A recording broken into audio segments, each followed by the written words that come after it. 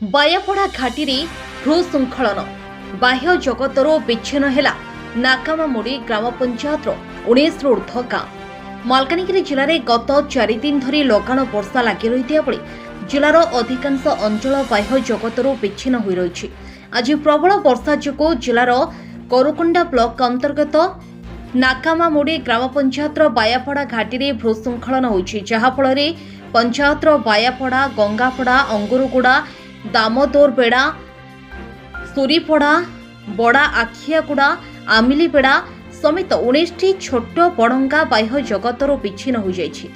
ସୂଚନା ଥାଉକି ନାକାମାମୁଡ଼ି ଗ୍ରାମ ପଞ୍ଚାୟତର ଉକ୍ତ ବାୟାପଡ଼ା ଅଞ୍ଚଳରୁ ଦୀର୍ଘ ବର୍ଷ ପରେ ରାସ୍ତା କାର୍ଯ୍ୟ ଆରମ୍ଭ ହୋଇଯାଇଥିଲା, କିନ୍ତୁ ଚଳିତ ଲଗାଣ ବର୍ଷାରେ ରାସ୍ତା ଧୋଇ ହୋଇଯାଇଛି। କିନ୍ତୁ ବର୍ତ୍ତମାନ ଉକ୍ତ ରାସ୍ତାରେ ଲୋକଙ୍କ ଯିବା ଆସିବା କରିବା ପାଇଁ ଅସ୍ଥାୟୀ ଭାବେ ରାସ୍ତା ନିର୍ମାଣ କରାଯାଇଛି।